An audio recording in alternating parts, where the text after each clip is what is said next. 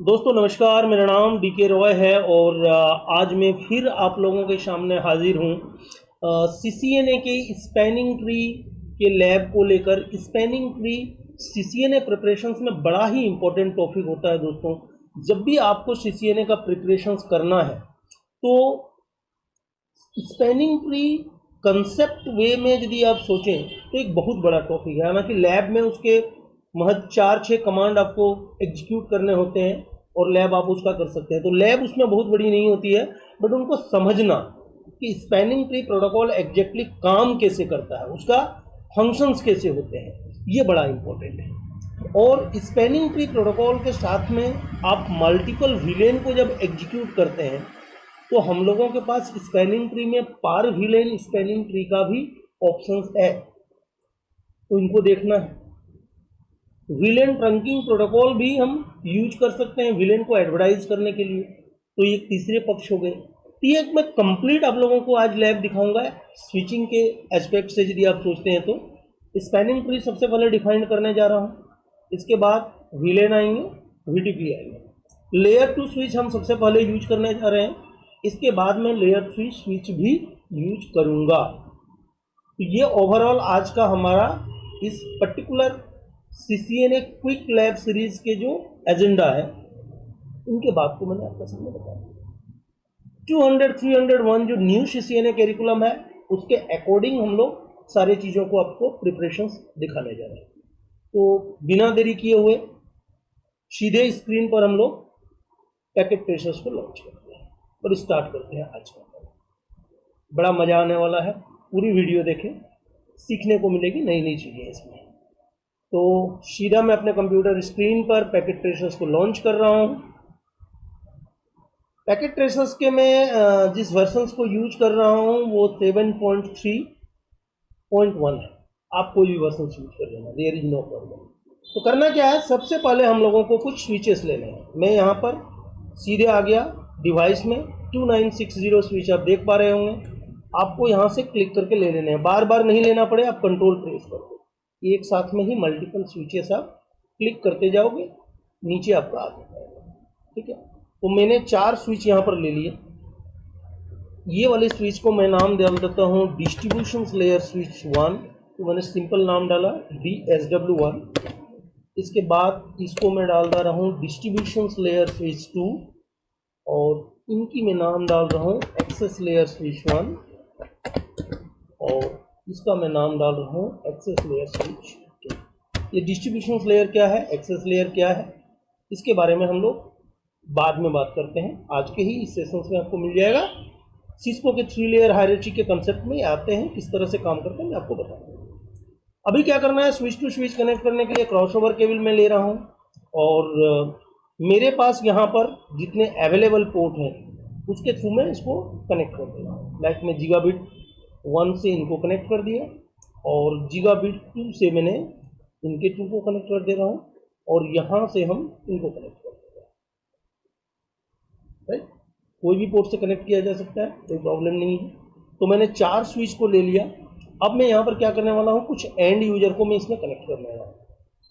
फिलहाल मैंने यहाँ से यहाँ कोई लिंक नहीं डाला और यहाँ से यहाँ भी लिंक नहीं डाला, बाद में डालूंगा। तो अभी हम लोग कुछ एंड यूजर सिस्टम लेते हैं, लाइक इनको मैं रख लेता हूँ PC1 और यहाँ पर और एक सिस्टम हम ले लेते हैं PC2 और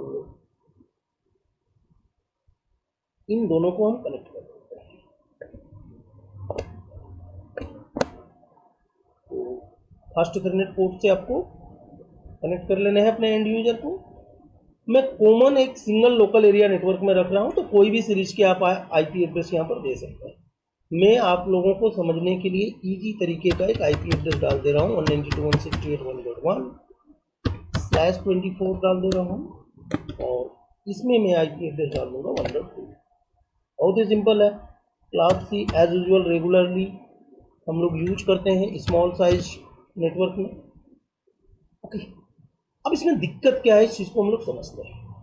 हमारा मान लो यहाँ पर इसके आगे एक राउटर यहाँ पर हम लोग प्लेस करेंगे या लेयर 3 स्विच प्लेस करेंगे, तो किसी भी डिवाइस को कनेक्ट करने के लिए यहाँ पर सिर्फ सिंगल लिंक अवेलेबल है, यानी कि ये वाली लिंक मेरा यदि फेल हो जाए तो ये स्विच इससे इंटरेक्ट नहीं कर सकता है, ये वाली लिंक मेरा फेल हो जाए तो ये आपस में एक दूसरे से इंटरेक्ट नहीं कर सकते हैं, और ये वाली लिंक फेल हो जाए तो ये दोनों आपस में इंटरेक्ट नहीं कर पाएंगे। तो मैं क्या करता हूँ, फटाफट IP एड्रेस वाले सेट कर देता हूँ एंड यूजर में। तो आ गए यहाँ पर, इसमें मैं प्रेस कर रहा हूँ 1.1, परफेक्ट। और गेटवे एड्रेस मैं अभी डाल के देता हूँ जस्ट 1.254, हालांकि यहाँ पर मेरा गेटवे नहीं है, बट फिर भी मैं एक अभी जस्ट ऐसे ही मैंने प्लेस कर दिया, और इस सिस्टम का मैं IP एड्रेस डाल दे रहा हूँ 1.2 गेटवे एड्रेस सेम लेन में है। सेम लेन बोलने का मतलब है जितने भी सिस्को के स्विच होते हैं बाय डिफॉल्ट सभी VLAN 1 को रिप्रेजेंट करते हैं, तो सारे स्विच VLAN 1 में है, तो स्वाभाविक बात है इनमें कम्युनिकेशंस भी हो जाएगा, बहुत इजी है। पिंग कमांड यूज करते हैं, सबसे पहले कुकी IP address 1.2 is getting reply 1.1। अब 4 रिप्लाई तक वेट नहीं करना चाहते हैं तो Ctrl+C आपको प्रेस कर देना, इसको अबॉर्ट कर देना, हो गई। अब इस टोपोलॉजी की सबसे बड़ी प्रॉब्लम, समस्या, बीमारी क्या है कि सिंगल पॉइंट फेलियर, ठीक है। ये वाली लिंक फेल हो जाए तो ये से ये नहीं कम्युनिकेशन होगा, कोई भी एक लिंक फेल होगा तो मेरा काम नहीं होगा। तो इस चीज को बेहतर करने के लिए हम लोग क्या करें, और एक लिंक जस्ट यहां से यहां में कनेक्ट कर देते हैं, राइट।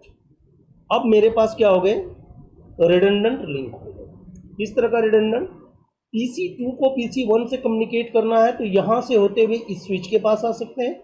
इनकेस यदि ये वाली लिंक मेरा फेल हो जाए तो यहां से होते हुए इस स्विच देन यहां से होके यहां तक आया जा सकता है, लेकिन इसी जगह से आके आपकी प्रॉब्लम क्रिएट होती है।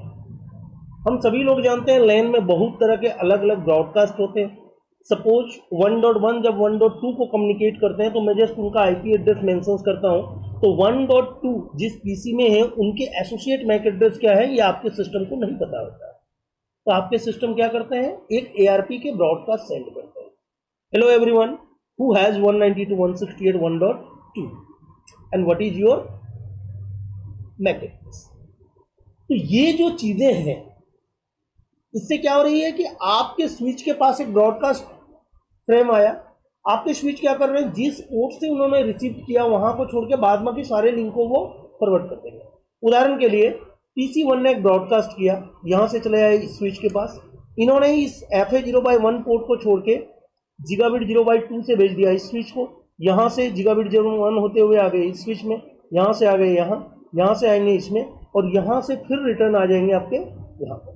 सिमिलरली यहां से जब ब्रॉडकास्ट निकलेगा वो यहां से आएगा यहां से यहां फिर रिटर्न ही होगा। तो इससे क्या होगा, अनटिल अनलेस एक आपका कम्युनिकेशन रेगुलर वाइज चलते रहेंगे जिससे आपका एक लूप क्रिएट होगा, that is called switching loop. अब ये स्विचिंग लूप कब हो रही है, यदि ये वाली लिंक मेरा नहीं था तो लूप की कोई यहां पर प्रोविजंस ही नहीं थी। व्हाई, बिकॉज यहां से ब्रॉडकास्ट होती, यहां से यहां तक आते, यहां से यहां आते, यहां पर आके कंप्लीट, इसके आगे जाने का और कोई रास्ता ही नहीं है।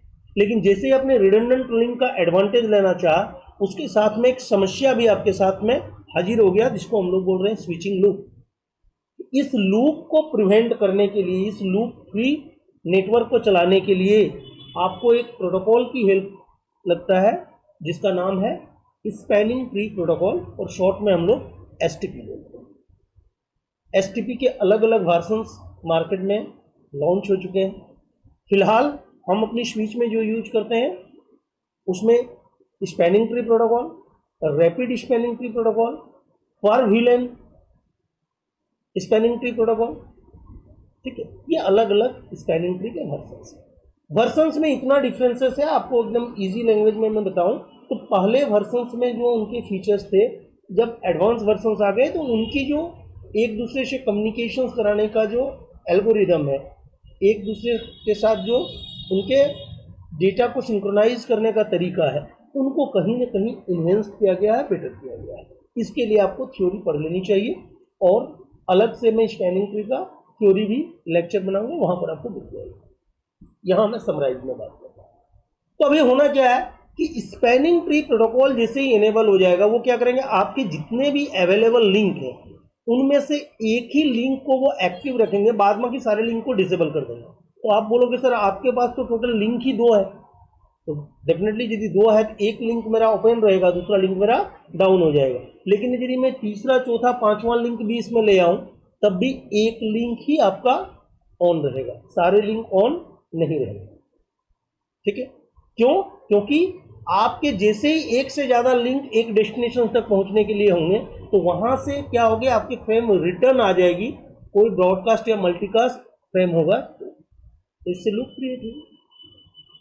दूसरी नंबर चीज क्या होती है कि मान लो इस पीसी का एक मैक एड्रेस में यहां पर मेंशन कर देता हूं, इजी कर रहा हूं, 01-02-03-A1-00-00-01, ये मैंने एक मैक एड्रेस यहां पर फॉर्मेट में डाल दिया। और इस पीसी का मैं एक मैक एड्रेस डाल रहा हूं, मान लो उदाहरण के लिए इसकी 2 है। अब होगा क्या, जैसे यहां से हमारा इंफॉर्मेशन इस स्विच के पास आएंगे, ये स्विच क्या करेगा, जिस पोर्ट से उस फ्रेम को रिसीव करेगा उस पोर्ट को एसोसिएट करते हुए मैक एड्रेस टेबल में इनके एंट्री को वो डालेगा। मतलब वो लिखेंगे FA0/1 से कौन से मैक एड्रेस कनेक्टेड है, तो जिसका मैक एड्रेस 01, 02, 03 A10001 है, राइट। अब वही इंफॉर्मेशन यदि यहां से होते हुए मेरा यहां से होते हुए यहां से होते हुए यहां, और यदि रिटर्न यहां पर आ जाए तो क्या होगा, तब वो लिखेंगे कि ये वाली मैक एड्रेस मुझे कहां से मिल रहा है, तो जिगाबिट 0/1 पोर्ट से होगा। यानी कि आपका जो मैक एड्रेस बिल्ड होगा उसमें भी रॉन्ग इंफॉर्मेशन जा सकते हैं। तो पहली तो लूप आपका हो सकता है, दूसरे मैक टेबल जो बिल्ड होगा वो भी इनकरेक्ट होंगे। तो कम्युनिकेशंस में बहुत ज़्यादा इसमें इशू हो सकता है। इस चीज़ को प्रिवेंट करने के लिए स्पैनिंग ट्री प्रोटोकॉल है। तो स्पैनिंग ट्री प्रोटोकॉल है क्या, ये आपको समझ में आ गया। अब हम लोग समझते हैं कि स्पैनिंग ट्री प्रोटोकॉल काम कैसे करते हैं। स्पैनिंग ट्री प्रोटोकॉल का बहुत सिंपल सा तरीका है। वो क्या करते हैं, सारे स्विच एक दूसरे को एक इंफॉर्मेशन एडवर्टाइज करते हैं जिसको बोला जाता है bridge packet data unit, BPDU। अब बोलोगे सर इसको स्विच पैकेट डेटा यूनिट क्यों नहीं बोलते हैं। एक्चुअल में सबसे पहले डिवाइस में हम लोगों का हब आए थे और हब में सारे डिवाइस एक ही कोलिशन डोमेन को रिप्रेजेंट करते थे। 4 पोर्ट है, एक ही port at the same time काम करता है। आप दूसरा हब लगा दो और 4 पोर्ट का तो 8 पोर्ट हो गया, फिर भी सिंगल कोलिशन डोमेन। तो उनको ब्रेक करने के लिए एक दूसरा डिवाइस मार्केट में आया था जिसका नाम था ब्रिज, और वहां भी आपके रिडंडेंट लिंक होने से ये समस्या होती है। तो स्पैनिंग ट्री को नेटिवली लॉन्च किया गया था ब्रिज के साथ, इसलिए टर्मिनोलॉजी में आज भी उसको ब्रिज पैकेट डेटा यूनिट, जो सबसे मेन आपके यहाँ पर स्विच इलेक्ट होंगे जिनको हम लोग रूट स्विच बोल देंगे, लेकिन टर्मिनोलॉजी वाइज उसको रूट ब्रिज ही बोला जाएगा। तो बेसिकली ब्रिज का ही और हब का कॉम्बिनेशन का ही एडवांस वर्जन एक्चुअल में स्विच। ब्रिज से एंड यूजर डिवाइस नहीं कनेक्ट किया जाता था, 2 हब को कनेक्ट किया जाता था उसके कोलिशन डोमेन को अलग करने के लिए। तो यहाँ पर BPDU का मतलब हो गया ब्रिज पैकेट डेटा यूनिट, जो एक स्विच दूसरे स्विच को सेंड करता है। क्या क्या उसमें इंफॉर्मेशन होते हैं, पहला तो होता है उसके अंदर में हर स्विच का एक प्रायोरिटी रहेगा। डिफॉल्ट प्रायोरिटी होते हैं 32,768 प्लस VLAN ID जो भी है, ठीक है। एग्जाम्पल के लिए मैं ले लेता हूँ, VLAN 1 के लिए है तो आपका प्रायोरिटी क्या होगा, VLAN 1 का है तो आपका प्रायोरिटी हो जाएगा 32,768 प्लस VLAN ID 1, इसका मतलब इसकी प्रायोरिटी होगी 32,769। VLAN 10 के लिए है तो 32,768 प्लस 10 कर दिया, ठीक है। ये तो एक प्रायोरिटी है। इसके साथ में क्या होते हैं, ब्रिज आईडी होते हैं, मैं यहाँ पर BID लिख देता हूँ, ठीक है। और भी कुछ इंफॉर्मेशन होते हैं बट वो मेरा इस चर्चा में कोई रिक्वायरमेंट नहीं है। अब ब्रिज आईडी कौन से होंगे, तो हर स्विच के जितने भी पोर्ट हैं हर पोर्ट के साथ में एक मैक एड्रेस एसोसिएट रहता है, और हर मैक एड्रेस, दुनिया में जितने भी मैक एड्रेस होते हैं वो ग्लोबली यूनिक होते हैं। तो इसके लिए क्या कहानी है कि आपके 24 पोर्ट हैं तो 24 मैक एड्रेस होगा, तो इसमें भी लड़ाई है कि कौन से मैक एड्रेस को ब्रिज आईडी बनाया जाए। तो यहाँ पर किसी फिजिकल पोर्ट के मैक एड्रेस को ब्रिज आईडी नहीं बनाया जाता है। जैसे मैंने बताया हर सिस्को के स्विच में बाय डिफॉल्ट क्या होता है, एक एटलीस्ट आपका क्या रहेगा, तो VLAN रहेंगे, और एक VLAN को रिप्रेजेंट करने के लिए, उसको कनेक्टिविटी देने के लिए आप टेलनेट SSH करके उसको कनेक्ट कर सको, उसके लिए एक VLAN इंटरफेस भी होता है। तो VLAN 1 के इंटरफेस के जो भी मैक एड्रेस होंगे वो उसका ब्रिज आईडी होगा। यहाँ पर मैं उदाहरण के लिए जस्ट एक ऐसे ही कुछ लिख दे रहा हूँ, लाइक 02-01-00-00-00-01। ठीक है, तो DPDU के अंदर में आपके प्रायोरिटी होते हैं और ब्रिज पैकेट डेटा यूनिट होता है।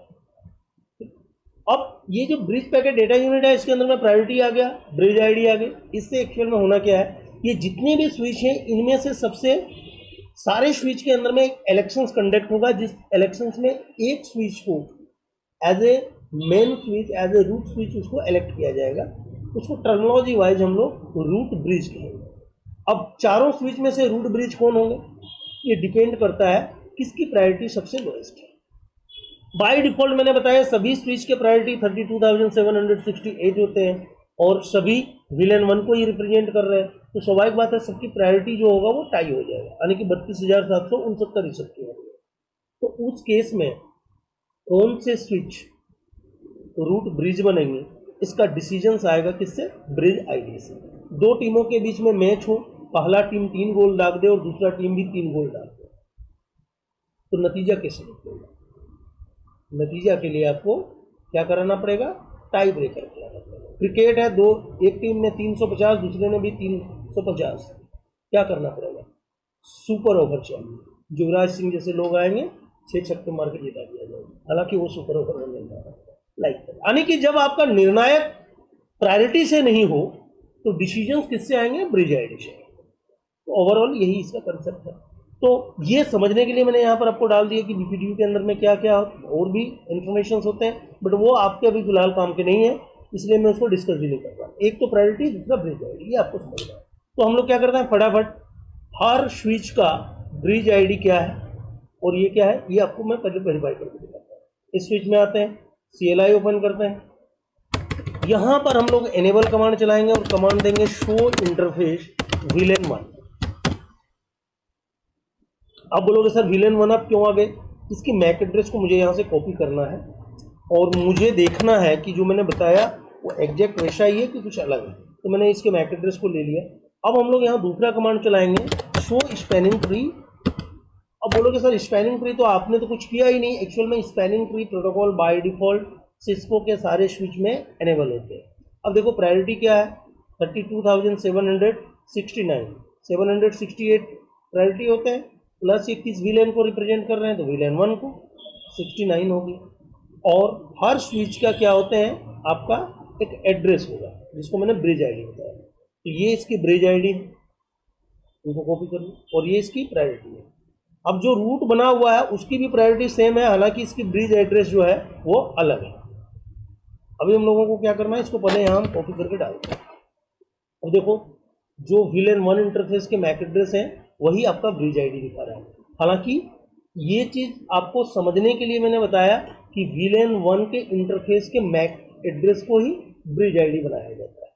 ठीक है, आपको स्पैनिंग ट्री समझने के लिए सिर्फ इतना चाहिए कि हर स्विच के एक अलग अलग ब्रिज आईडी होता है, तो ये मैंने आपको दिखा दिया। इसको मैं कॉपी कर लेता हूँ और स्विच 1 के पास में जाके हम लोग लिख देते हैं यहाँ पर इसकी प्रायोरिटी क्या है, 32,769, ये बाय डिफॉल्ट है।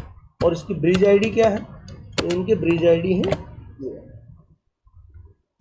ठीक है, अब हम लोगों को क्या करना है, हर स्विच के पास इसको जाके मैं copy pest control C control V वाले टेक्नोलॉजी को यूज करके लिख दे रहा हूँ। ठीक है, मैंने डाल दिया। इसको मैं थोड़ा सा लेफ्ट साइड लिख देता हूँ, लिखने में आप लोगों को आसान, परफेक्ट। अब इसके सारे ब्रिज आईडी मैंने तो control C control V use किए हैं, तो इसके लिए हमको क्या करना पड़ेगा, सबों की स्पैनिंग ट्री को हमको देख लेना पड़ेगा, शो स्पैनिंग ट्री, और यहां से हम एड्रेस को कॉपी कर लेंगे।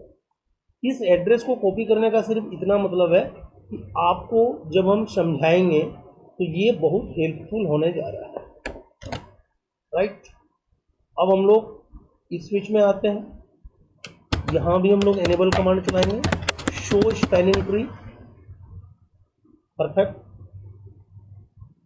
ये होगी इसकी वैल्यू,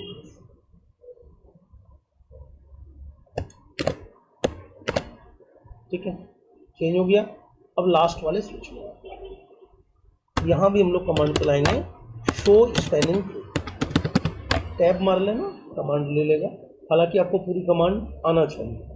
मैं टैब इसलिए मार रहा हूँ कि यूट्यूब के वीडियो हैं तो मुझे थोड़ी सी टाइम का भी ख्याल रखना है। अब आपको देखो, इन चारों स्विच में जब इलेक्शंस होगा तो इसमें से रूट ब्रिज कौन से होंगे। यहाँ पर मैं बीपीडीयू के अंदर में ये सब इंफॉर्मेशन होते हैं, इनको मैं यहाँ से हटा दे रहा हूँ और किसी एक स्विच के रियलिस्टिक इंफॉर्मेशन को हम डाल दे रहे हैं। ठीक है, तो मैं जस्ट यहाँ लिख दे रहा हूँ, इसके बीपीडीयू जब जाएंगे तो उसमें ये इंफॉर्मेशन होगा। ठीक है, यानी कि बीपीडीयू को भी हमको सारे जगह कंट्रोल से कंट्रोल भी कर देना है। परफेक्ट। तो कंट्रोल सी कंट्रोल भी बड़ा ज़बरदस्त टेक्नोलॉजी है, बहुत काम आता है। मैं तो बहुत यूज करता हूँ, आप लोग भी यूज करें, बट किसी दूसरे के कंटेंट के लिए नहीं, खुद के कंटेंट। ठीक है, अब यहाँ पर क्या करना है, आपको दिमाग में लगाना है कि इन चारों स्विच में से रूट ब्रिज कौन बन सकता है। प्रायोरिटी तो सबकी सेम है, और मैंने क्या बताया, यदि चारों स्विच की प्रायोरिटी सेम हो तो 32769 ये सबकी है।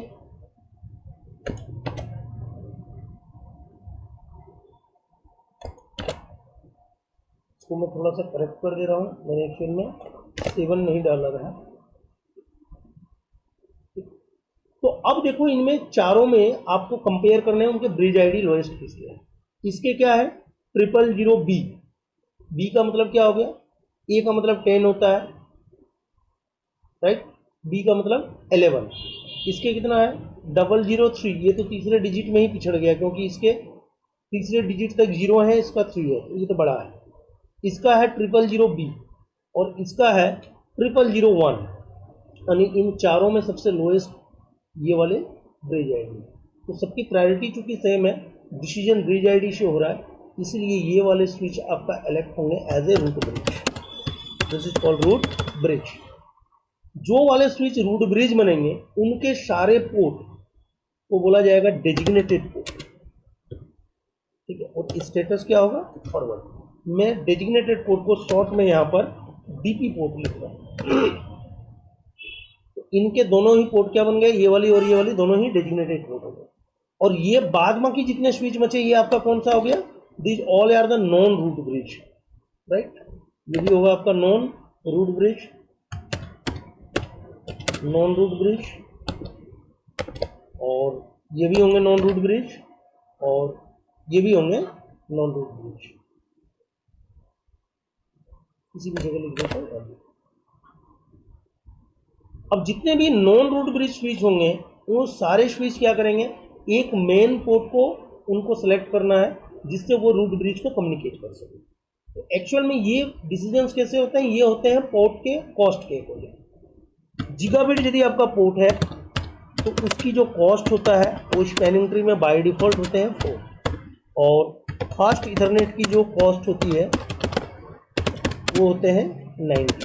तो मेरा यहाँ सारा गीगाबिट का ही पोर्ट है, इसका मतलब इसका जो कॉस्ट होगा वो कितना होगा, 4 होगा। फिर से कंट्रोल भी को यूटिलाइज कर रहा हूँ, इसकी भी 4 होगा, इसकी भी 4 होगा, और इसकी भी 4 होगा। अब आप देखो, यहाँ से यदि ये स्विच के पास रूट ब्रिज को कम्युनिकेट करते हैं जिसकी कॉस्ट ओनली 4 आ रहा है, नीचे से यदि जाएंगे तो इसके कैमुलेटिव कॉस्ट कितने आएंगे, 4 + 4 8 + 4 12। तो 4 की तुलना में 12 तो यार बड़ा ही होता है, इसमें रॉकेट साइंस तो कुछ है नहीं, इसलिए ये वाली पोर्ट क्या बनेगा, रूट पोर्ट। आर स्टेटस मार देता है फॉरवर्ड। और ये वाली स्विच यहां से जाएंगे, इसका कॉस्ट 4 आएगा, इधर से जाने से 12, तो ये भी होगा रूट पोर्ट। और इस स्विच के पास यहां से जाएंगे तो कॉस्ट आता है 448, और यहां से भी जाते हैं 448।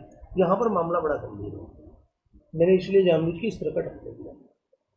अब इन दोनों में से रूट पोर्ट कौन बनेगा, तो आपको ये चीज दिमाग में रखना है कि यदि दोनों पाथ का कॉस्ट सेम हो तो डिसीजंस किसके बेसिस पर होंगे, डिसीजंस होंगे लेवल से।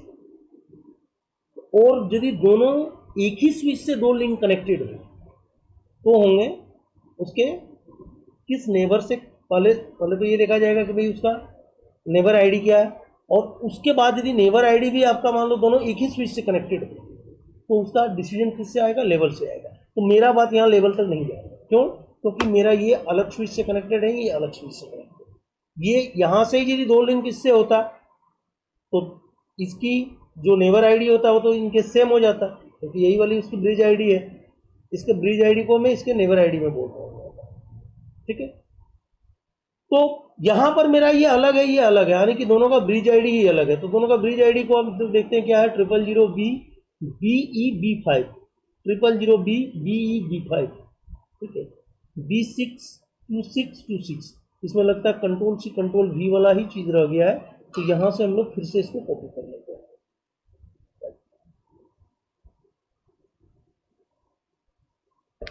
एग्जैक्ट तो नहीं होगा। अब देखो इसका क्या है, इसके हैं 000B और इसके हैं 000G।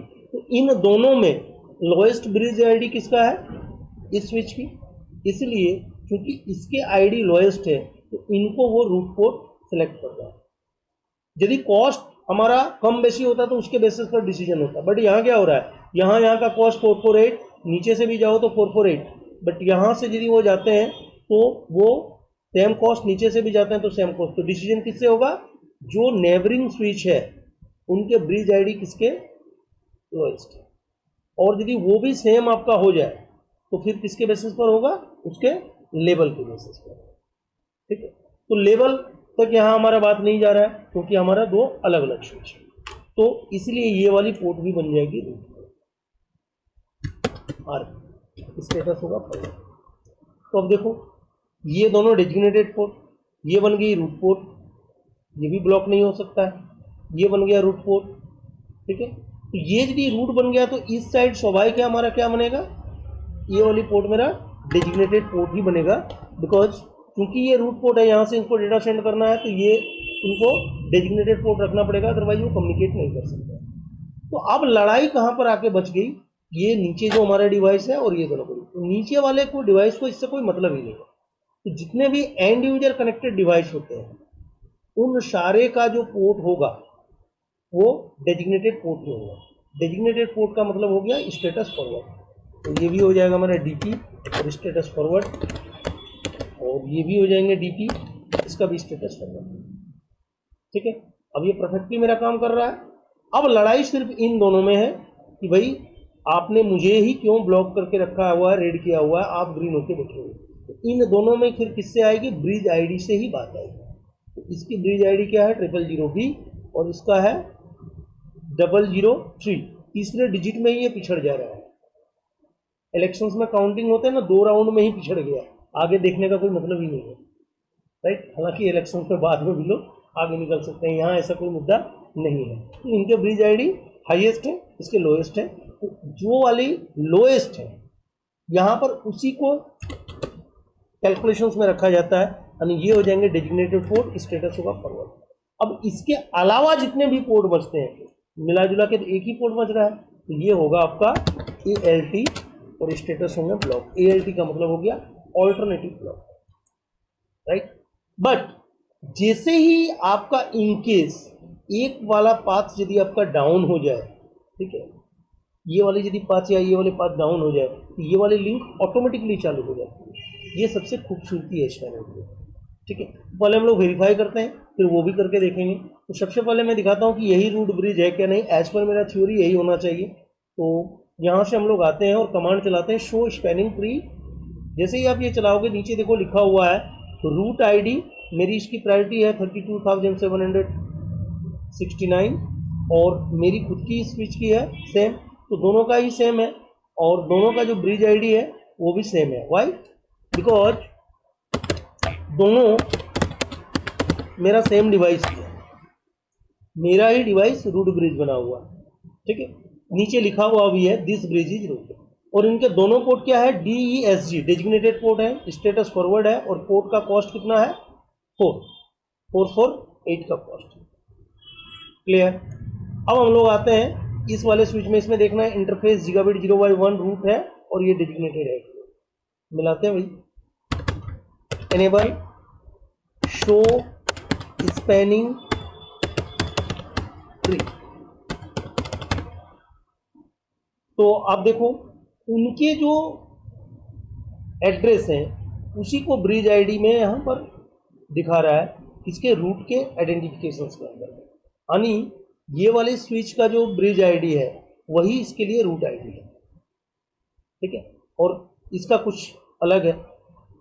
और यहाँ पर जिगाबिट 0/1 बना हुआ है, रूट पोर्ट स्टेटस है फॉरवर्ड, पोस्ट है 4, और नीचे बना हुआ है डेजिग्नेटेड पोर्ट स्टेटस है 4। परफेक्ट। इसमें देखते हैं अनेबल शो स्पैनिंग ट्री। अब यहाँ पर देखो क्या है, सेम उसी के एड्रेस को रूट आईडी दिखा रहे हैं। मेरा एड्रेस ये है इस स्विच का, और जिगाबिट 0/1 ये मेरा डेजिग्नेटेड पोर्ट बना हुआ है, और 0/2 ये मेरे रूट पोर्ट बना हुआ है। 0/2 ये वाले रूट पोर्ट है, और ये डेजिग्नेटेड पोर्ट इलेक्शंस करके ये बने हैं।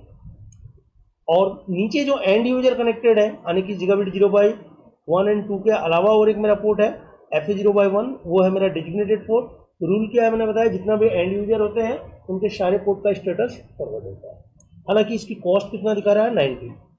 कोई भी फास्ट इंटरनेट पोर्ट की कॉस्ट 90 हो गई। अब हम लोग आते हैं इस स्विच पर, इनका भी देख लेते हैं स्थिति क्या है। Show spanning. यहाँ पर आप देखो ये आपका जिगाबिट 0/1 ये आपका बना हुआ है ऑल्टरनेटिव ब्लॉक, और 0/2 ये बना हुआ है मेरा रूट पोर्ट, और ये वाला मेरा क्या है, ये हमारा बना हुआ है अभी बर्गर। तो ये ओवरऑल कहानी है। अब हम लोग इसके अंदर में कुछ और काम करेंगे, लेकिन उसके पहले मैं आपको दिखाऊं, इसको मैं कर देता हूं यहां से बंद। होना ये चाहिए ये वाली लिंक ऑटोमेटिकली चालू हो जाना चाहिए।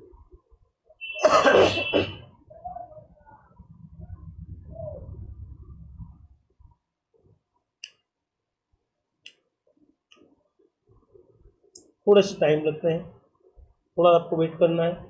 हम लोग जब तक ये लिंक ग्रीन होता है होते रहे, हम लोग क्या करते हैं, इतने देर में मुझे इसके ऊपर में एक लेयर 3 स्विच को प्लेस करना है, ठीक है।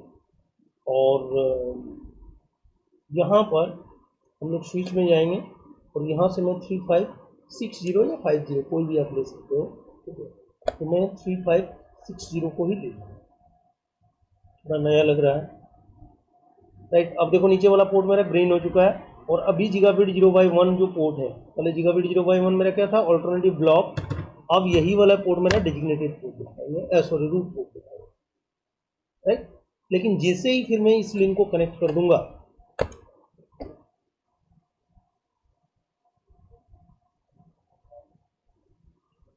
अब फिर से इसको क्या होना है, इसको ब्लॉक हो जाना है, इसको चालू हो जाना है।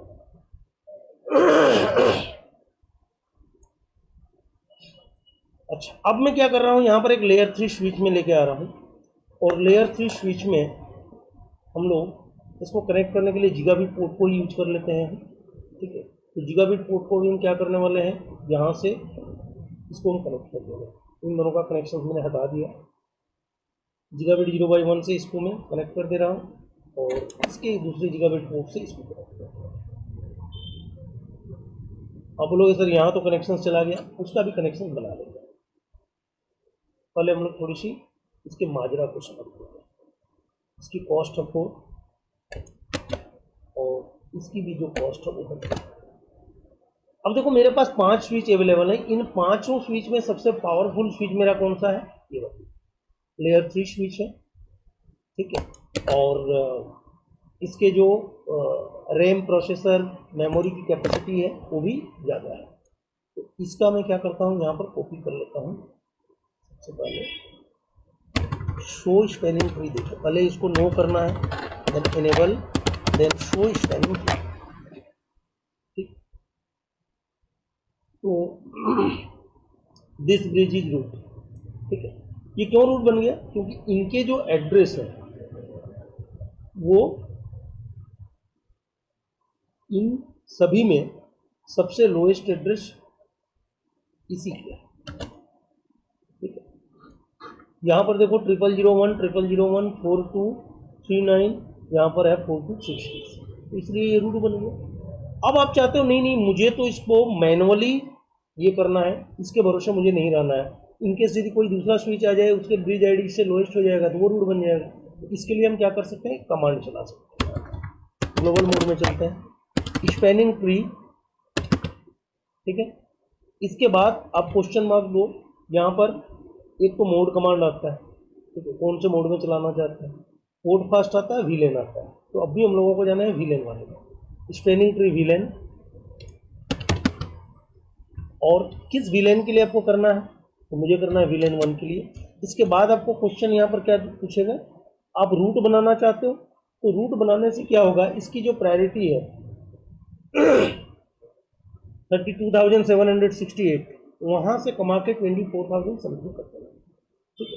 तो मैं इसको लिख दे रहा हूँ रूट, और रूट में दो तरह के होते हैं, एक होते हैं प्राइमरी, दूसरे होते हैं सेकेंडरी। दोनों का यहाँ पर जरूरत क्यों है, इनकेस यदि मेरा एक प्राइमरी चला जाए तो हम सेकेंडरी को as a root bridge use कर सकते हैं, इलेक्शंस करने की वो झमेला नहीं होगा। तो यहाँ पर हम इसको मेंशन कर दे रहे हैं रूट प्राइमरी। अब इसको करने के बाद क्या होगा, मैं आपको कमांड चला के दिखाता हूँ, डू शो स्पैनिंग ट्री। अब इसकी जो प्रायोरिटी है वो कम हो गया, 24,577, राइट। ये सबसे मेरा अभी जितने भी अवेलेबल है उनमें सबसे लोएस्ट यही है, तो यही रूट ब्रिज है।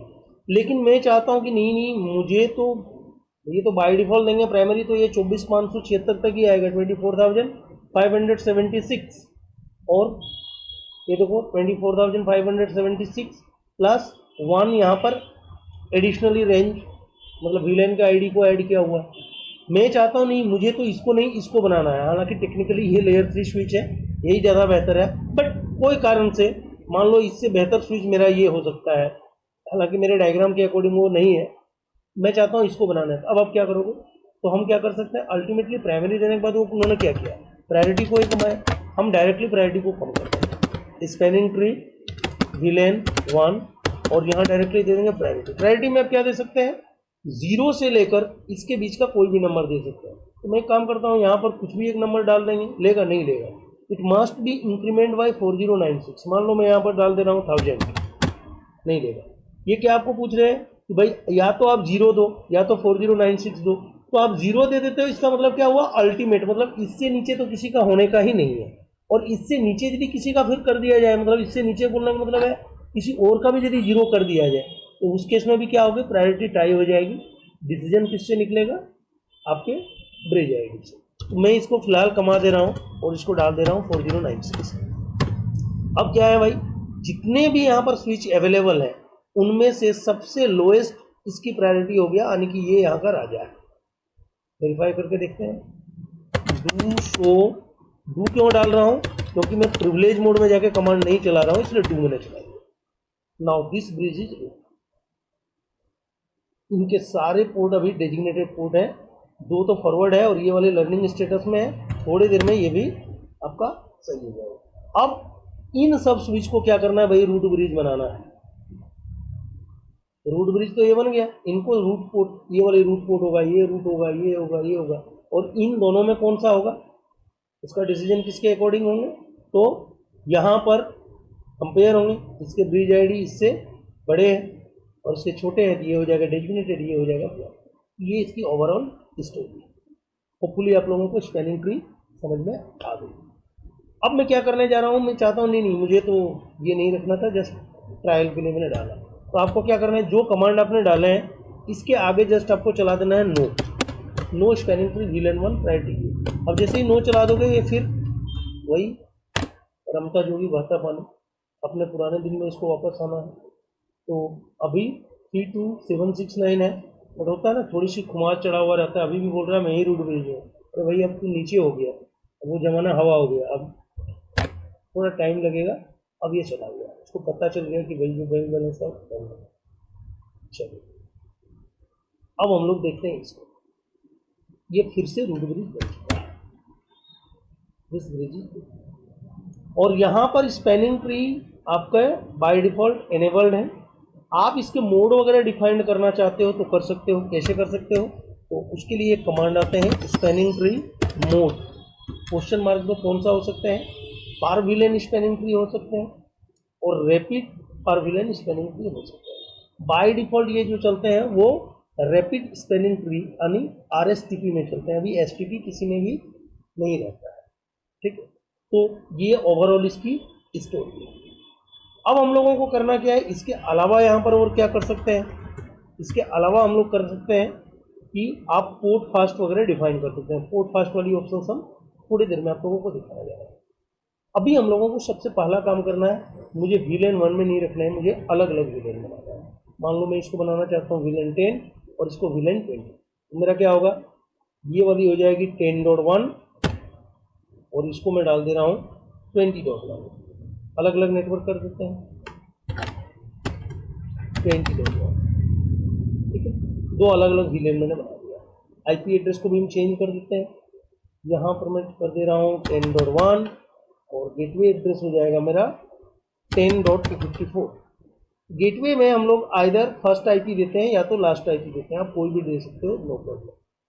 ठीक है, मैक्सिमम लोग फर्स्ट IP देते हैं, आगे सेकेंड IP से स्टार्ट करते हैं। मैंने PC में इजी रखने के लिए मैंने फर्स्ट IP दिया और गेटवे में लास्ट वन 20.2। क्या परेशानी है भाई, 20.1 है 20.2। चलो भाई मैंने डाल दिया।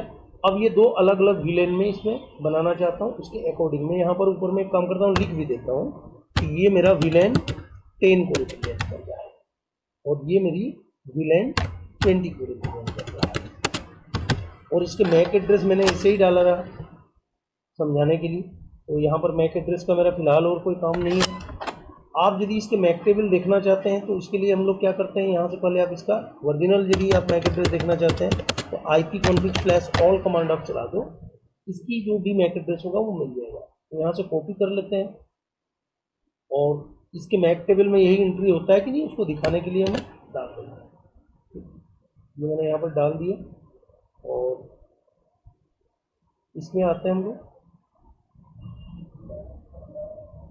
इसमें भी वो कमांड चला लेते हैं ipconfig/all। इससे क्या होता है, आपका IP भी वेरीफाई हो गए, आपने जो दिया एग्जैक्टली वही लिया है। कि बहुत बार क्या होता है कि सेम IP एड्रेस किसी और डिवाइस में आपने भी डाल दिया, तो वो क्या करेगा, उनको आपस में एक दूसरे से कॉन्फ्लिक्ट करके एपीपा के IP लेके बैठ जाएंगे। एपीपा का मतलब होता है 192.169.x.x, उस सीरीज के कोई एक IP लेके बैठे रहेंगे, तो आपका only with in the lane communication हो सकता है यदि किसी और डिवाइस में एपीपा है तो, अदरवाइज हो जाएगा। तो अभी हम लोग इसको VLAN 10, इसको VLAN 20 ये मुझे रखना है। अब मैं यहाँ पहले VLAN बनाऊंगा और VLAN बना के मुझे ये चारों स्विच में अलग अलग VLAN को मुझे नहीं क्रिएट करना है, अदरवाइज मुझे यहाँ भी करना होगा यहाँ। तो मैं क्या करने वाला हूँ, अभी इन सारे लिंक को मैं सबसे पहले तो ट्रंक क्रिएट करूँगा और ट्रंक करने के बाद उनको मैं बनाऊँगा VTP क्लाइंट और ऊपर वाले को बनाऊँगा VTP सर्वर। VTP सर्वर होने से क्या होता है कि आप ऑटोमेटिकली VLAN को एडवर्टाइज कर सकते हैं। तो सबसे पहले मैं नीचे से स्टार्ट करता हूँ, यहाँ पर आ जाते हैं, enable configure terminal, interface range FA0/1 ले गई, GI0/1-2, switch port mode trunk, simple command है, डाल दूँ। और इसकी मैं होस्ट नेम भी चेंज कर देता हूँ ताकि समझने में इसी रहे, एक्सेस लेयर 1, परफेक्ट है। इसमें आते हैं, यहाँ भी हम लोग ग्लोबल मोड में चलते हैं। सबसे पहले हम लोग होस्ट नेम चेंज कर देते हैं, एक्सेस लेयर स्विच 2 और interface range GI0/1-2 and switch port space mode space का पूरा टाइप करना है, कर सकते हैं, अदरवाइज टैब तो है, कोई दिक्कत नहीं हो गई इसमें भी। अब हम लोग आ जाते हैं enable configure terminal, host name, distribution layer switch 2, interface range, range की जगह RA भी देंगे तो चलेगा, GI0/1-2 and switch port mode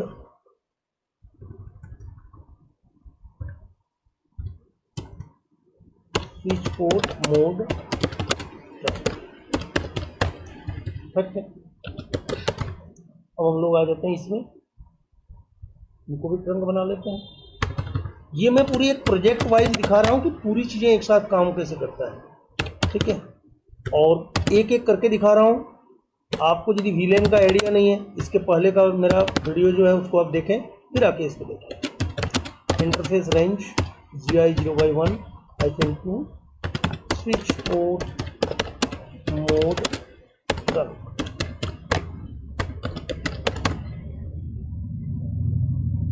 yes, अब आते हैं इसमें। यहाँ पर हम लोग पोस्ट नेम पहले चेंज करते हैं। इसको मैं नाम डाल रहा हूँ core-SW1। अब यहाँ भी हम लोग इंटरफेस रेंज में जाते हैं GI0x1-2 और सेम कमांड चलाते हैं स्विच पोर्ट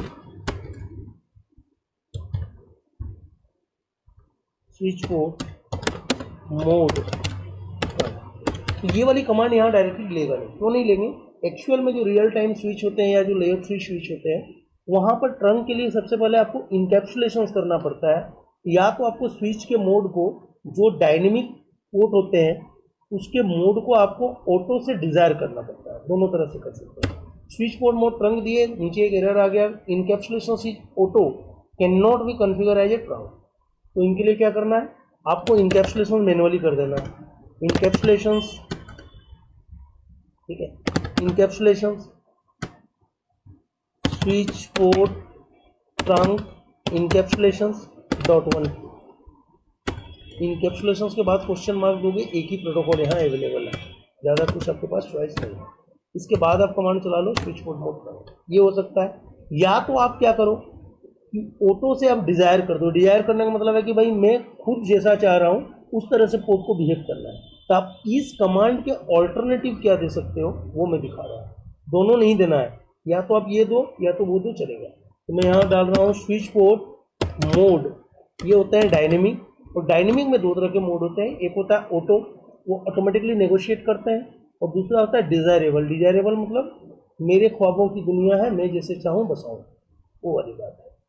तो डिजायरेबल बनता है, ठीक है। अब भी आप switch port mode trunk command देंगे तो दोनों ही सिचुएशन में ये चीज़ हो सकता है। हर रियल टाइम स्विच में ये चीज़ आपको करना है, प्लेयर भी करना है, मैंने आपको बता दिया। अब यहाँ से हम लोग डू शो इंटरफेस ट्रंक करके देख लेते हैं, ठीक है। तो आपको ट्रंक का इंटरफेस दिखा देगा। यहाँ पर देखो मेरा दोनों पोर्ट दिखा रहे हैं ट्रंक। अब मैं इसको बना रहा हूँ BTP सर्वर। तो BTP मोड सर्वर, हालांकि बाय डिफॉल्ट सारे स्विच BTP सर्वर ही होते हैं। दूसरा मुझे कमांड देना है BTP डोमेन, ठीक है, और कोई भी नाम डाल सकते हैं। मैं यहाँ पर डाल दे रहा हूँ क्लाउडनेट लैब। तो अब क्या हो गया, इसके नाम नल टू क्लाउडनेट लैब बन चुका है। दूसरा हम लोग इसके अंदर में क्या करेंगे, एक सिक्योरिटी पर्पज के लिए BTP पासवर्ड डालेंगे। पासवर्ड में क्यों डाल रहा हूँ, होता क्या है कि जैसे एक स्विच के पास 10 VLAN है और कोई दूसरा स्विच आपने बाहर से कहीं से सेकेंड हैंड परचेज करके अपने नेटवर्क में डाल दिया और उनके पास 20 VLAN है, तो उनके रिवीजन नंबर ज़्यादा हो गए, तो वो जिसकी लाठी उसकी भैंस वाली बात हो जाएगी। जिसके पास ज़्यादा VLAN है वही एज ए सर्वर एक्ट करेंगे और उसके अपडेट सारे क्लाइंट के पास चला जाएंगे, तो आपके नेटवर्क बैठ सकते हैं। तो इसके सिक्योरिटी के लिए बेहतर है आप एक पासवर्ड देके रखो। कोई भी आप बाहर से स्विच लाओगे, कनेक्ट करोगे तो डायरेक्टली वो प्रोपगेट नहीं करेगा, आप जब तक उसमें पासवर्ड नहीं सेट करते। ये गुड प्रैक्टिस है। तो मैंने यहाँ पर इसका पासवर्ड भी सेट कर दिया। सेम चीज़ मुझे इन चारों में करना है, बस इसके मोड जो होंगे वो क्लाइंट होंगे। आप यहाँ पर आप आओ BTP मोड क्लाइंट और BTP डोमेन ऑटोमेटिकली आ जाते हैं। आप फिर भी देख के मैं दिखाता हूँ क्लाउडनेट लैब, ये ऑलरेडी आ गए। इनकेस यदि नहीं आया हुआ है तो आप पासवर्ड सेट करोगे तो नहीं लेगा, आपको दिखा देगा कि नल में पासवर्ड डायरेक्टली नहीं हो सकता है। आप डायरेक्टली मोड दो और वो वाला कमांड को काम हो जाएगा आपका। नेक्स्ट है BTP पासवर्ड CCL, परफेक्ट। तो अभी मैं क्या करूँगा, जस्ट दो कमांड चलाने वाला हूँ क्योंकि उनको पता है डोमेन तो ऑटोमेटिकली आ गया। तो BTP मोड CLI क्लाइंट और दूसरा है BTP पासवर्ड, ठीक है। ये डबल एस देके भी देंगे, उसके बाद एक ही कमांड होना है और तो कुछ है नहीं, CCL ले लिया। तो ये शॉर्टकट है, आप कमांड में यूज कर सकते हैं, बट आपको पूरा चीज़ पता होना चाहिए।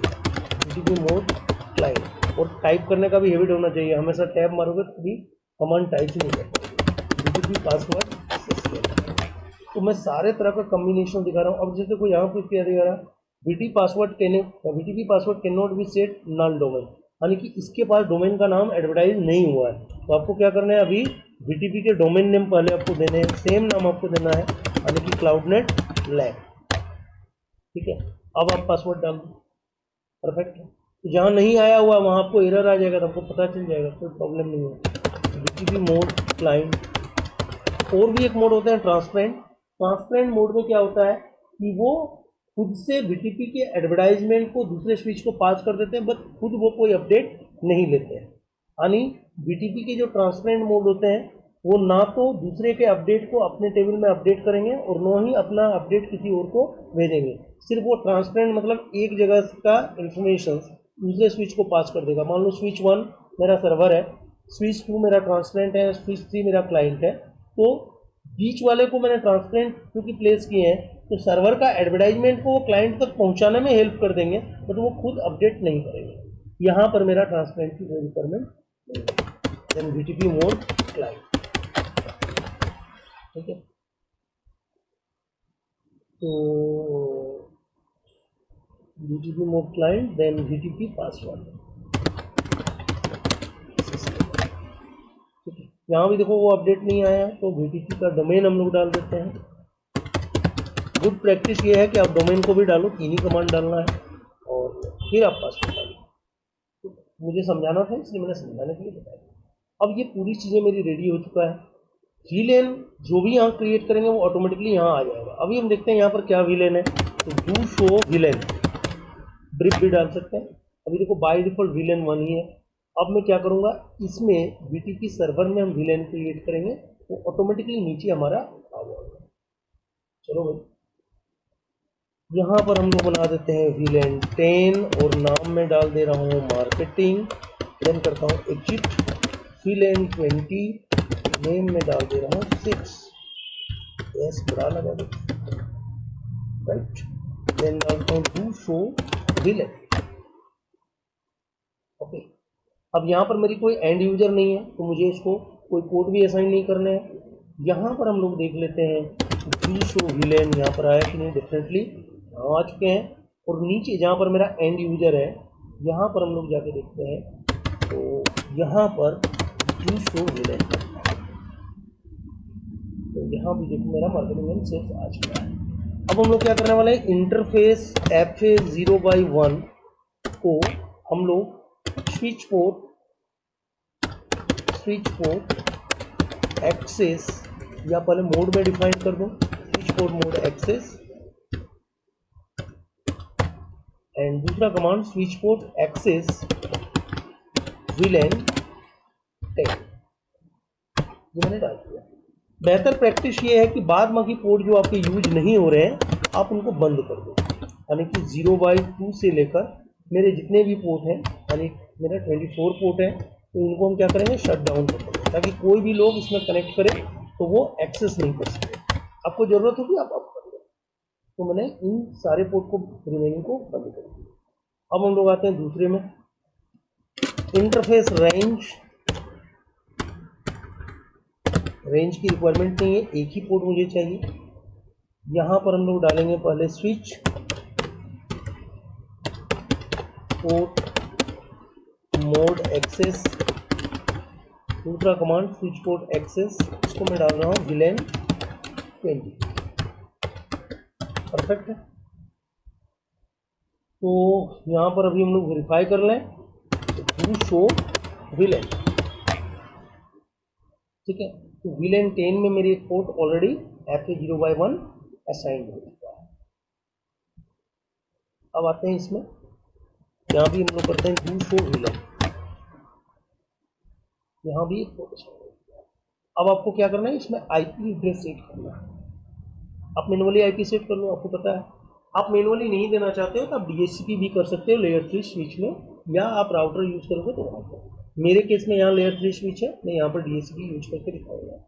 तो अभी हम लोग को सबसे पहले क्या करना है, इन दोनों वीलेन के अंदर में हमको राउटिंग कराना है, तो यहाँ पर हमको राउटिंग कराने के लिए कोई सब इंटरफेस नहीं बनाने हैं, जैसे मैं पिछला लैब में दिखा रहा था। यहाँ आपको क्या करना है, दोनों वीलेन के दो इंटरफेस ऑलरेडी क्रिएटेड है या आपको क्रिएट कर लेने हैं, उसमें आपको आईपी एड्रेस सेट करना है। तो पहले हम लोग देखते हैं यहाँ है क्या। तो डू शो रन चलाता हूँ, ठीक है। बाय डिफ़ॉल्ट आप यहाँ पर देखो मेरे कितने सारे पोर्ट बने हुए हैं, और यहाँ पर वीलेन 1 मेरा बना हुआ है। वीलेन 10 बनाने से ही इंटरफेस आपका नहीं क्रिएट होता है, ये दिमाग रखना। अभी इंटरफेस वीलेन 10 कर रहा हूँ, और आपका वहाँ पर वीलेन 10 है ही नहीं और आप वीलेन 10 बना दोगे तब भी वो पोर्ट काम नहीं करेगा। वीलेन वो अवेलेबल होना चाहिए थी। अब यहाँ पर एक हम आईपी एड्रेस सेट कर रहे हैं 192.168.10.254, सबनेट मास्क में डाल दे रहा हूँ, correct. Then no shut down में डाल देगा, पोर्ट को अप कर लो। हालांकि यहाँ पर आप नो शट डाउन नहीं भी देते हैं, बाय डिफॉल्ट आपकी पोर्ट अप हो चुका है, तो कोई इशू नहीं है, बट आपको देना चाहिए। इनकेस यदि काम नहीं करता हो, यदि आप नहीं इसको देखें, नो शट डाउन आप डाल दो। इंटरफेस वीलेन 20, इनके अंदर में भी हम लोग एक आईपी एड्रेस सेट करेंगे। IP address 192.168.20.254 is then no shut down. अब हम लोग को जनरली यहाँ क्या होना चाहिए, दो रूट मेरा क्रिएट होना चाहिए, बट यहाँ पर शो आईपी रूट करोगे कोई भी रूट नहीं दिखाएगा। वाई? बिकॉज लेयर 3 स्विच भी बाय डिफॉल्ट लेयर 2 में ही काम करते हैं। आप किसी भी फिजिकल पोर्ट में आप आईपी देने जाओ नहीं काम करेगा, क्योंकि वहाँ पर स्विच पोर्ट होते हैं। आपको पहले क्या करना पड़ेगा, नो स्विच पोर्ट, देन जाके वो लेंगे। आगे मैं आप लोगों को दिखाऊंगा। अभी आपको यहाँ पर राउटिंग चलाने के लिए कमांड देना पड़ेगा ग्लोबल मोड में, that is call IP routing. अभी शो आईपी रूट करते हैं, ग्रेट। 10.0 इज डायरेक्टली कनेक्टेड किससे, वीलेन 10 से, एंड 20.0 इज डायरेक्टली कनेक्टेड कहाँ से, वीलेन 20 से। परफेक्ट। अब हम लोगों को आईपी एड्रेस एंड यूजर में मैं मैनुअली नहीं देना चाहता हूँ, तो दो डीएचसीपी बना लेते हैं। आईपी डीएचसीपी पूल नाम डाल देते हैं वीलेन 10, और इसके अंदर में हम लोग नेटवर्क डिफाइन कर देते हैं 192.168.10.0 सबनेट मास्क देने हैं, और डिफ़ॉल्ट राउटर आपको देना है। डिफ़ॉल्ट राउटर का मतलब होता है डिफ़ॉल्ट गेटवे, तो 10.254, और डीएनएस सर्वर भी आप यहाँ पर डाल दो। तो डीएनएस सर्वर आपके होंगे 8.8.8, आपके खुद के डीएनएस है तो ठीक है, अदरवाइज आप गूगल के डीएनएस को यूज कर सकते हैं, नो प्रॉब्लम। नेक्स्ट हम लोगों को क्या करना पड़ेगा, इसके अंदर में हम लोगों को आगे डिफाइंड करना है दूसरा और एक पूल, यानी कि आईपी डीएचसीपी पूल, इसके नाम में देने वाला हूँ वीलेन 20, और इसके अंदर में हमारा जो नेटवर्क होगा वो होगा 192.168.20.0 का। फिर आपको सबनेट मास्क देने हैं, एंड डिफ़ॉल्ट राउटर आपको देना है। डिफ़ॉल्ट राउटर इसके आ जाएंगे 20.254, और डीएनएस सर्वर में यहाँ भी डाल दे रहा हूँ स्पेस देखिए 8.8.8। आप यदि कुछ एड्रेस को रिजर्व करना चाहते हैं आप उनको रिजर्व कर सकते हैं, जैसे एक्सक्लूड करके, एक्सक्लूड कर देंगे तो वो एड्रेस डीएचसीपी नहीं देगा। हालांकि मैं यहाँ पर पहला आईपी गेटवे में नहीं है तो मेरा कोई कन्फ्लिक्ट नहीं होगा, बट फिर भी जो एड्रेस आपका यूज हो रहा है आप उनको ये कर सकते हैं, रिजर्व कर सकते हैं। कैसे रिजर्व करेंगे, उसके लिए सबसे बेहतर ये है कि आप कर लो IP DHCP exclude address, right. अब मैं यहाँ एक्सक्लूड कर दे रहा हूँ 10.254, परफेक्ट है, देन 20.254, ठीक है। अब मैं इसको कर दूंगा राइट कमांड, मैंने Ctrl+Z मारे तो प्रिविलेज मोड में आ गया। देन शो आईपी रूट को मैं आपको दिखा ही चुका हूँ, फिर से दिखा देता हूँ।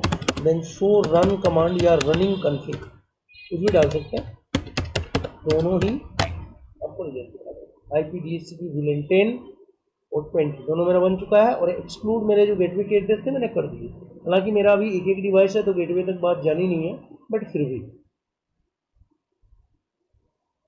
डीएचसीपी सिलेक्ट करते हैं 10.1 परफेक्टली ले रहा है, कोई इशू नहीं है। अब यहाँ से आ जाते हैं हम लोग इसमें, और इसके 20.1 लेना चाहिए, यस ग्रेट। यहाँ से फाइनल वाला काम यार पिंग करते हैं, फिर तो मज़ा आएगा कि हाँ चलो आपने कुछ दिखाया वो तो रिजल्ट भी हो रहा है। पिंग कर देते हैं।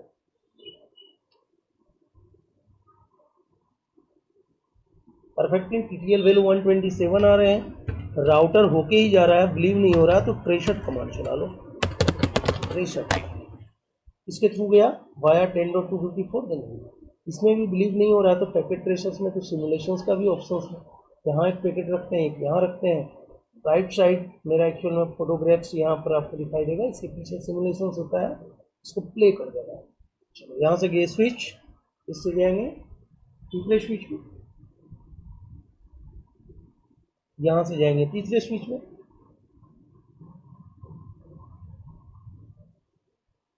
वहाँ से आएंगे राइट साइड वेंट वाले स्विच में, और इसके नीचे से होते हुए आपका कम्युनिकेशन हो रहा है। ठीक है, तो यहाँ पर आपको राउटर की रिक्वायरमेंट नहीं है, मैंने लेयर 3 स्विच लगाए हुए हैं, इसलिए राउटर की जो टास्क था वो मेरा इसी में। ये overall VLAN BTP and spanning tree with DHCP मैंने आपको दिखा दिया। दोस्तों आज का वीडियो करते हैं हम लोग फिर यहीं पर कंप्लीट। उम्मीद करते हैं आप लोग हमारे वीडियो को एंजॉय कर रहे हैं। आप यदि चाहते हैं कि मैं आपके लिए रेगुलर इसी तरह से नए नए वीडियो को लेके आता रहूं तो आप हमारे चैनल को सब्सक्राइब करना बिल्कुल भी नहीं भूलें। इंस्टेंट अपडेट के लिए बेल आइकन को दबा लें, अपने दोस्तों के साथ खूब शेयर करें, लाइक करें, कोई इसमें चार्जेस नहीं लगते हैं, थोड़ी आपको भी मज़ा मिलता है, थोड़ा हम लोग भी आनंद में रहते हैं। और आप यदि चाहते हैं कि नहीं डिटेल में मुझे कुछ ज़्यादा डेप्थ में जाके लर्न करना है, हमारे ऑनलाइन एंड क्लासरूम दोनों ही प्लेटफॉर्म अवेलेबल है। नीचे मेंशंस किए हुए कॉन्टैक्ट नंबर पर हमें कॉल कर सकते हैं। हमारे वेबसाइट में विजिट करके भी हमारे more than 70+ professional courses institutions में अवेलेबल है, उनको आप एक्सप्लोर कर सकते हैं, देख सकते हैं। हमारे जैसे और 10 अलग अलग प्रोफेशनल हमारे इंस्टीट्यूशन से जुड़े हुए हैं। आप यदि चाहते हैं कि लाइव 1-to-1 आके हम आपके करियर को बिल्ड करने में आपका हेल्प करें तो आप हमारे नीचे मेंशंस नंबर में कांटेक्ट करके ऑनलाइन या क्लासरूम के लिए इनरोल भी कर सकते हैं। आप यदि नहीं इनरोल करते हैं कोई दिक्कत नहीं है, मैं यूट्यूब में भी आप लोगों के लिए ऐसे ही नए नए वीडियो लेके आता रहूँगा। तब तक अपना रखें बहुत बहुत ख्याल। मिलते हैं किसी नए वीडियो के साथ में। जय हिंद, जय भारत।